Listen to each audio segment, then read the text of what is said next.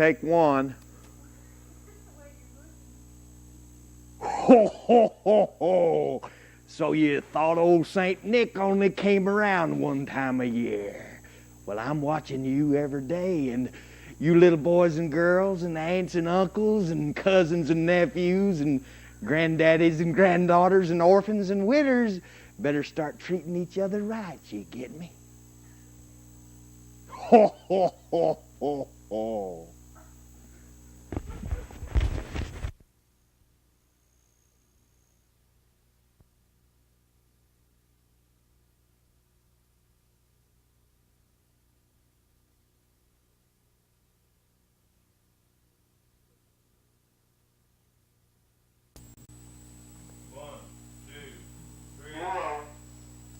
Okay, this is a song by Dennis Breeding. It's a song called Blackie Rag.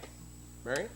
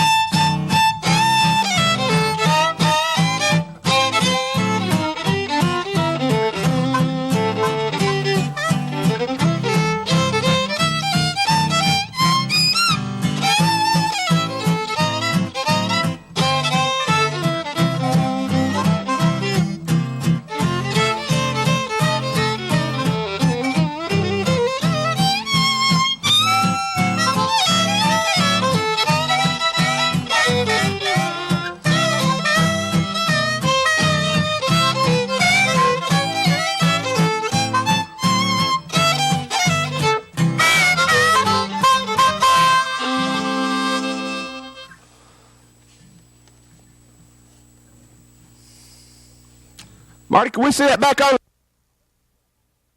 Wait just a minute.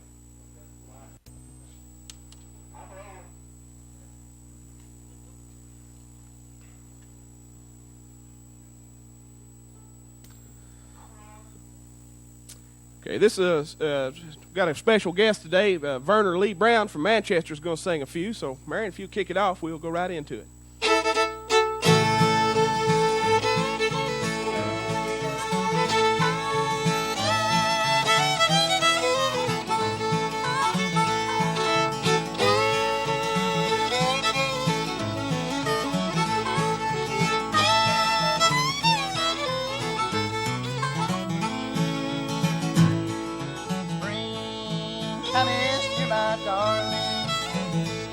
You said that you are going away.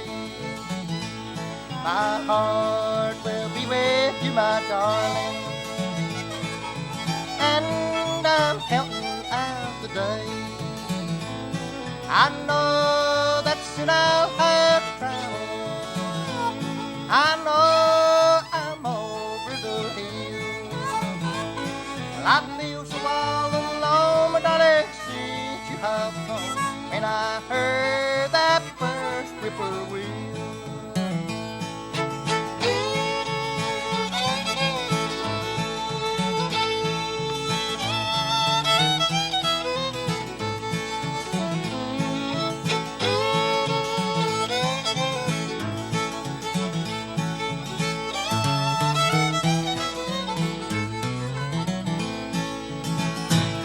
Our love was painted, little darling, just like a farmer plants his grain. And there will never be no heartache on the hill where the whippoorwill have sang. I know that still I'll have traveled. I know I'm over the hill. I feel so all alone, my darling, since you have gone, and I heard that first whippoorwill.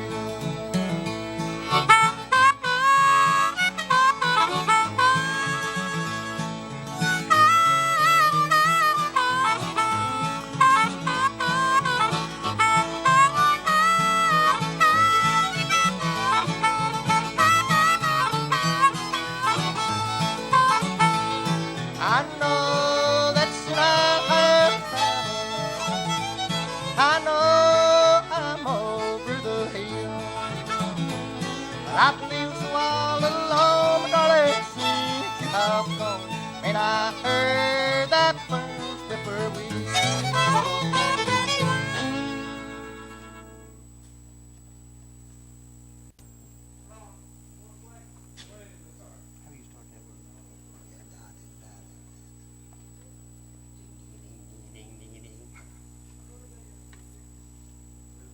Just the instrumental.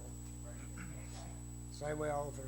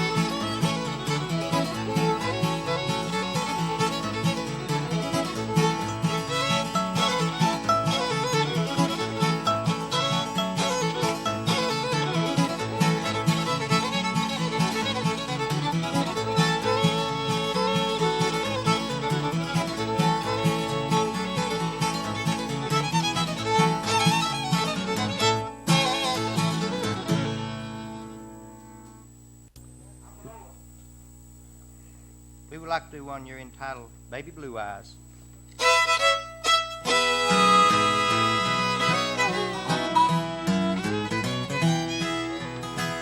I wonder if I'll ever forget you, and if a true love ever dies. I can't forget the kisses you gave me, are memories of your baby blue eyes. I'll always keep a memory of you and visions of eyes as blue as the sky. That's why each night there's tears on my pillow. I'm dreaming of your baby blue eyes.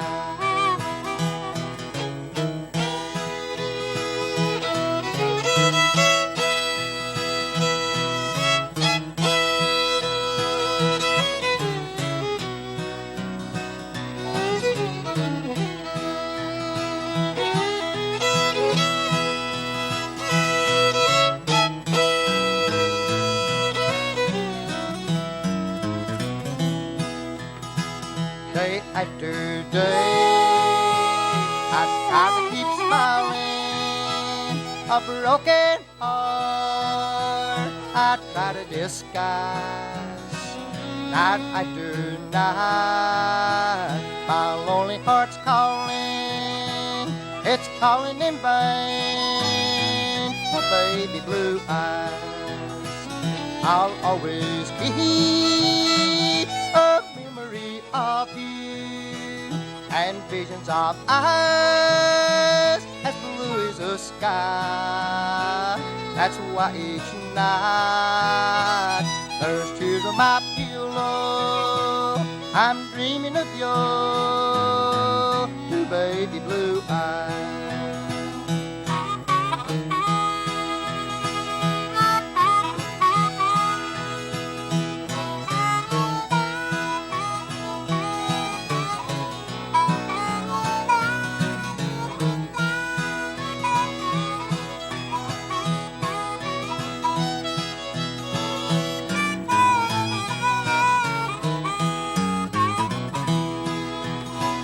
When the day is done and the shadows are falling while others sleep till morning sunrise, I lay awake just tossing and turning. I'm haunted by dreams of baby blue eyes. I'll always keep a memory of you and visions of eyes as blue as the sky. That's why each night the tears of my pillow, I'm dreaming of your two baby blue eyes.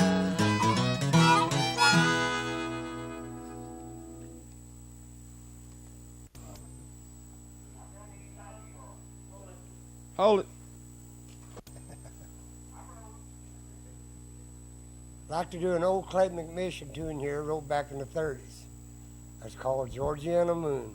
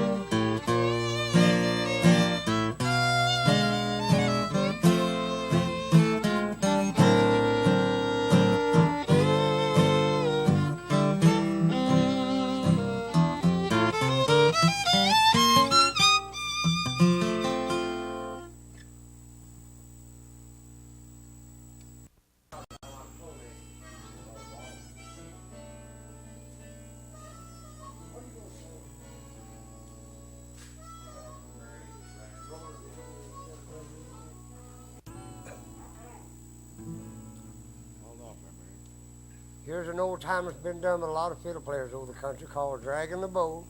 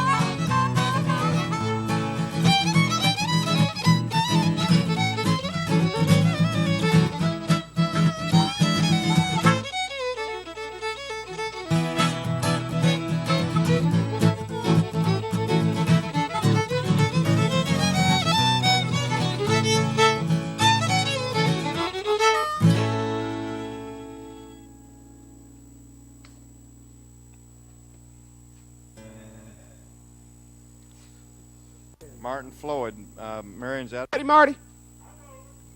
He's rolling. There's an old Utah Phillips song called The Green Rolling Hills of West Virginia.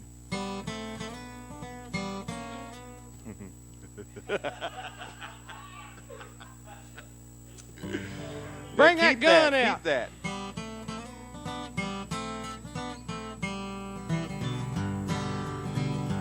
Oh, the green rolling hills of West Virginia are the nearest thing to heaven that I know. Though the times are sad and drear and I cannot linger here, they'll keep me and never let me go. My daddy said, don't you ever be a miner, for a miner's grave is all you'll ever own. Though it's hard times everywhere, I can't find a dime to spare. These are the worst times I've ever known. But the green rolling hills of West Virginia are the nearest thing to heaven that I know. Though the times are sad and drear and I cannot linger here, they'll keep me and never let me go.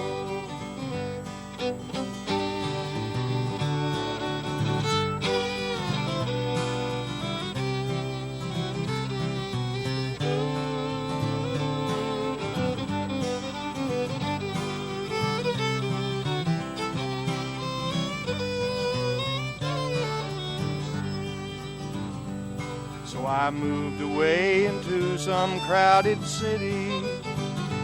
In some northern factory town, you'll find me there. Though I leave my past behind, I'll never change my mind. These troubled times are more than I can bear. But the green rolling hills of West Virginia are the nearest thing to heaven that I know.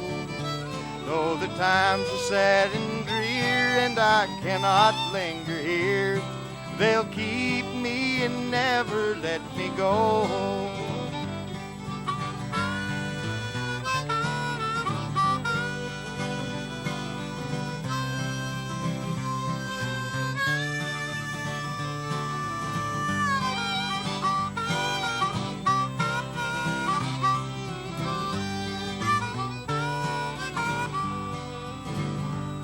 But someday I'll go home to West Virginia, to those green rolling hills I love so well. Yes, someday I'll go home, and I know I'll right the wrong, and these troubled times will follow me no more. But the green rolling hills of West Virginia are the nearest thing to heaven that I know. Though the times are sad and drear and I cannot linger here, they'll keep me and never let me go. Though the times are sad and drear and I cannot linger here, they will keep me and never let me go.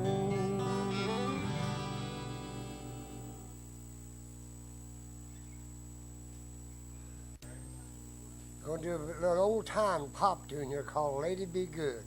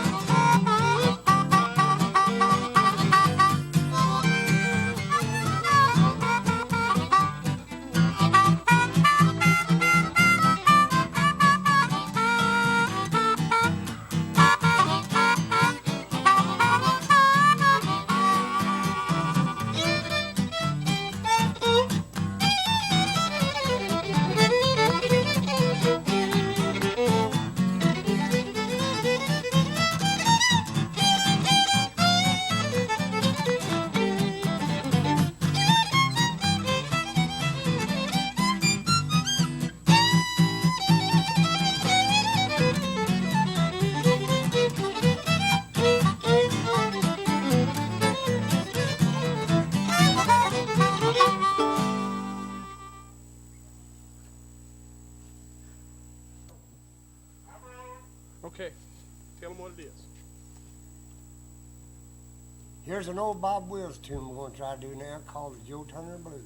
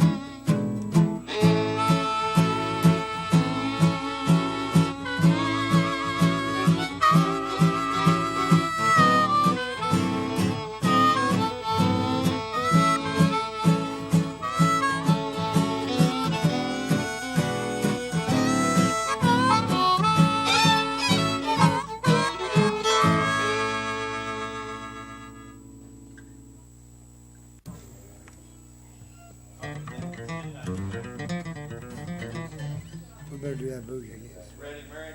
Ready? Is it rolling, Marty? Here's an old timer wrote by Charlie Lim. We'll call it Texahoma Boogie.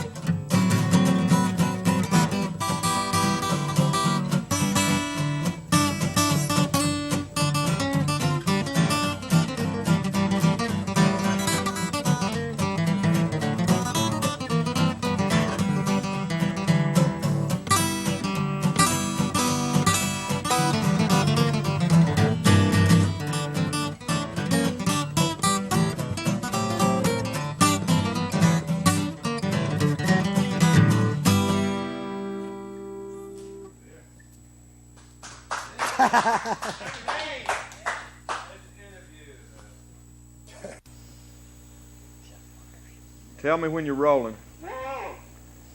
Okay, this evening on the Headwaters Show, we have a very special guest, two special guests really, and Marion Sumner from Lothair, Kentucky. Marion's living up in Iceland now, and his lifelong friend Dennis Breeding, and we've known them for a few years. They're real fine musicians. They're going to play some music for us tonight. We're also going to talk about Marion's latest record. It's out on the June Apple label. It's called Road to Home. So we'd like to welcome Marion Sumner and Dennis Breeding. Hi, Jack. Oh. Welcome to the show. Marion, you are probably a legendary fiddle player to a lot of people. I know Kenny Baker and Jesse McReynolds, a lot of those people talk about you. How old were you when you started playing fiddle, and where'd you go? Well, Jack, really, I'll say when I first started playing, I was about 12 years old.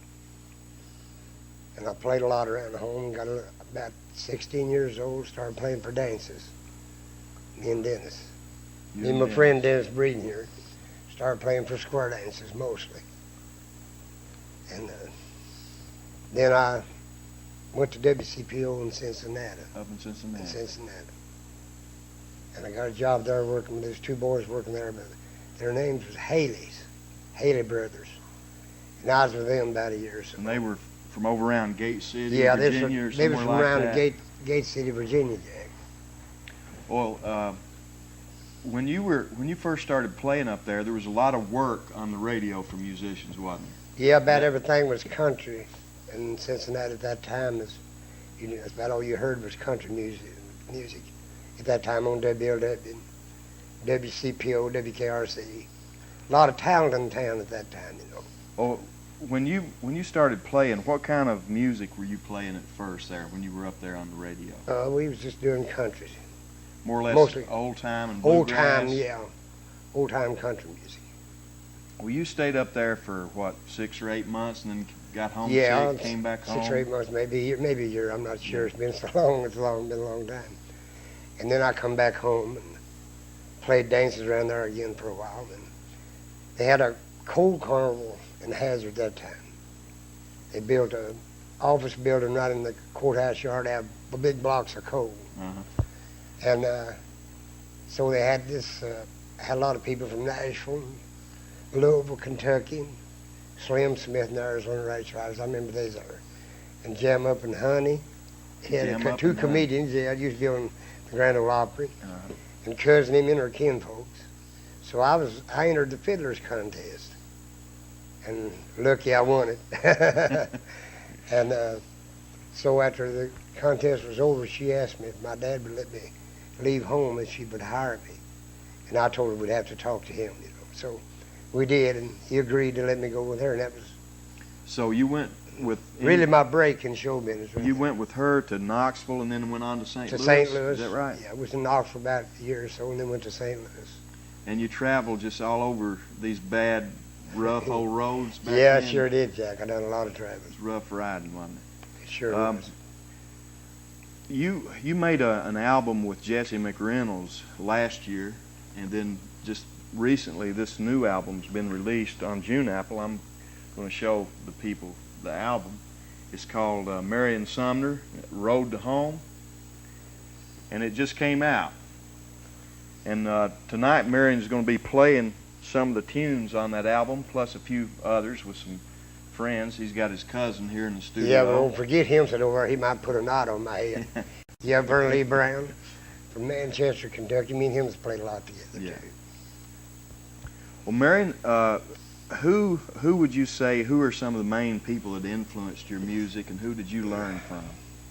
Well, the first fiddle player I ever heard that really influenced me was Arthur Smith at the Grand Ole Opry. And he was playing what, with the Delmore Brothers then? Well, no, he was working with Sam and Kirk Uh-huh. McGee, and then he was recording with the Delmore Brothers, but they did the Opry. Sam and Kurt and Arthur did the Opry, but he recorded with the Delmore Brothers. For some reason, they didn't want banjo. They were recording for Bluebird Recording Company, and they wanted to use Delmore Brothers on their albums, on his albums. And so he was really the one that influenced me to start playing the fiddle. You were telling me about walking quite a ways to...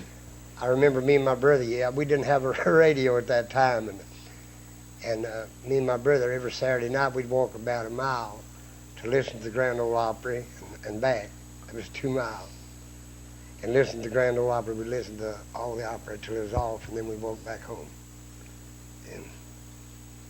And then later on, you started hearing Western Swing, Bob Wills, and that kind of thing? I remember we was in a cornfield. I think that's on the album in the liner notes. He was out working in the cornfield. We was working in a cornfield, and there was a ballyhoo in his show. You It don't was hear ballyhoo people... in a show. It wasn't Bob Wills' show, but it was, I believe it was, I can't hardly think. Guy Blakeman and Roland Gaines and the Odin Twins, and Come Jerry up Burns. Cincinnati. Yeah, they was working out of WLW at that time. And they was playing this record by Bob Wills, Right or Wrong, you've heard it. And I thought that's the finest I ever heard. And, you know, that type of fiddle playing, of course, that influenced me to start trying to learn to play Western Swing, too, also. So that's how I got into doing Western Swing. Well, when you were on the road for a while, and then you left Cousin Emmy, and maybe you came back home, and then when did you hook up with Johnny and Jack and Kitty Wells? Well, I was working with Eddie Hill after I left Cousin Emmy. And Johnny and Jack, you know, during the war in 1941. When the war started, they drafted Jack and Paul Warren. That was the fiddle player. Paul Warren just passed away last year. That's right. And so that left an opening there for me and Eddie.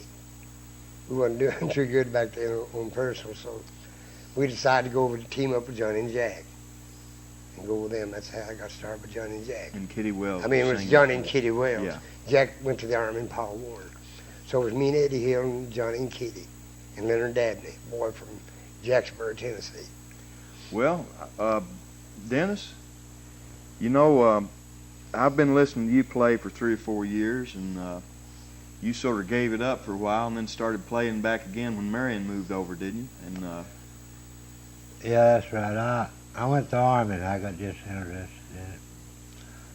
I run across him again. We got together and started playing. Pick it again. Kick it again.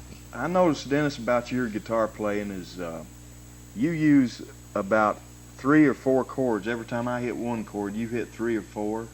All kinds of augmented chords, what they call them, diminished and whatever, and ninths. And 13ths, and who influenced you to do that? How did you learn all those different chords? Well, Jody Ritchie had an orchestra here around Perry County. Jody Ritchie.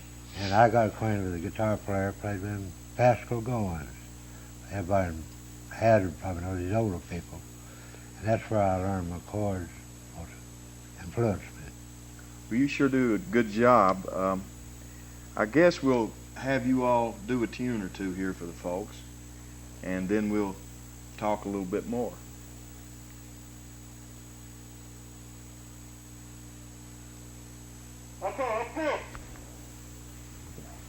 Okay, do we want to... Okay, we're back with Marion Sumner and his friends, and here in the studio is Dennis Breeding with Marion, and we've got a real fine set here of hay and what all else back here behind us. Part of the studio up here. Barrels. It's got a Jim Beam barrel back here, and hay and rails, and so we'll just make the most of them. You boys don't set them on fire with them cigarettes you've been smoking. Try not to. Marion, you worked also with Jim and Jesse when they left WCYB, and what was that like, and what kind of music were you all doing then? Well, we were doing mostly the old-time songs and bluegrass. And you had a brother, too. Yeah, my brother, late brother Bobby Sumner. He worked, well, in fact, he's the first fiddle player that the Stanley Brothers had. They started together on WCYB, Farm and Fun Time. Mm-hmm. And he worked quite a while, I think about 5 or 6 years with him. Done a lot of recording, tunes like White Dove and some of the old tunes.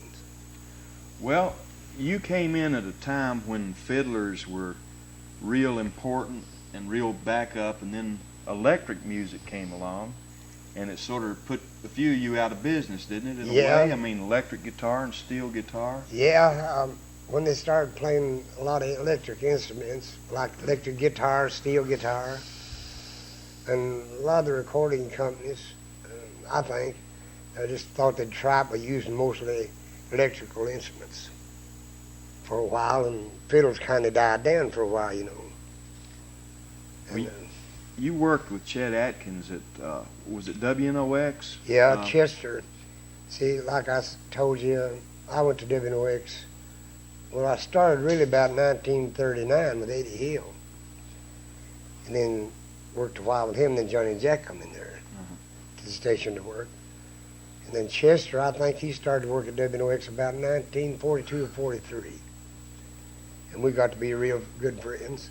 Yeah, he told us that you were his favorite breakdown fiddler. Yeah, and he seemed to always like my style of playing. We'd do a lot of rehearsing, you know, when we didn't have personal appearances to play. And we'd spend most of the day a lot of times at the radio station just rehearsing, me and him. 2 guitars, fiddling, mantling, working out arrangements and things like that, you know. You know, in today's music world, people, they ride these great big buses for the most part, everything from gospel quartets to all the Nashville stars, but back in your day, they really didn't have access to that. No. And it was just cost prohibitive. You weren't making that much money, were you? No, that's right. Tell us a little bit about what it was like working on the road. Well, Jack was pretty rough. Back then, you had to work about every night if you could stay booked up, you know, on the road in order to make a living, decent living, you know. And the cars you traveled in then, a lot of times you'd be on the road 2 or 3 weeks, and you get sleeping, big suitcases piled in the back of the car, they fall off and hit you in the head. You know how that is. But it was pretty rough, you know. Back then, but now, like you say, they got buses traveling. It's pretty easy, I guess. Well, you live in Ison, Kentucky now with your wife and 3 children. That's right.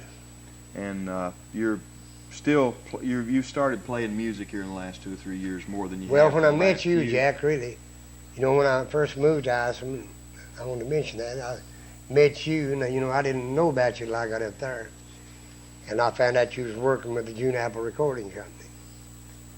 And me and you met and got to talking, you know. That's when you asked me about doing an album, and And then we started playing personals together, you know, after we'd done the album. Went to New York, Delaware, we can't forget that, damn it. And Washington, D.C. Yeah, and then we went on a tour south down to Florida Oh, and yeah. Georgia. And had a good time. You've Yeah, got a we lot of really really did. good stories. I wish I could get them to tell you on this program, but I guess we don't have enough time. But I would like to mention your album again, sort of plug it for you. Yeah, and For I- those who are interested, they can get the album from Marion in Isom, or they can write to June Apple in Whitesburg. It's June Apple Recordings, Box 743 in Whitesburg, Kentucky. And or you could call the television station, and they could put you in touch with Marion and how to get a copy of this album. It's really a fine album. I notice here you've got on you've got Sonny Houston and Alfred Combs, Phyllis Moyer, Terry Tipton, Ken Moyer, Joe Stewart, and Josh Graves, Gordon Reed, George Helton, and Clyde and Marie Denny. Yeah, I got quite a few musicians on that album. And you got 19 tunes on here. Yeah. So, seems like June Apple tries to fill these records up as much as they can get on I'd them. like to say also that I'm real happy to be able to get the musicians that I got to help me do the album, like Dennis Breeden, Phyllis Tipton Moyer, and Kenneth Moyer, and They're her from brother up in Terry, Dayton. They're yeah, her from up brother in Dayton. Terry, and Joe Stewart. He's recorded with about everybody in Nashville. Worked with Bill Monroe and Kenny Baker, and Josh Gray. Worked a long time with Lester Flatt and Earl Scruggs for years. Well, I'm just proud that I got that kind of musicians to help me do the album. I guess we'll And some good people. have to some more produce tunes now, Mary. Play some more music on the show, and then we'll end it. I think we're on Black Rap of Marion Sumner, the president of the Black Rap Fan Club today.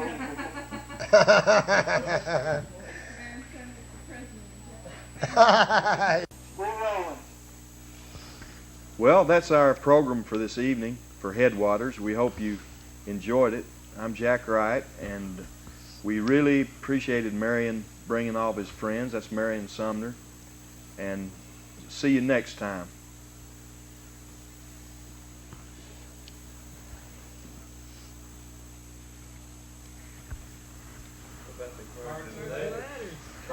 I don't work. God, we forgot that, didn't we? We got about 5 or 6 when we ran all that religious stuff, and since then we ain't got nothing.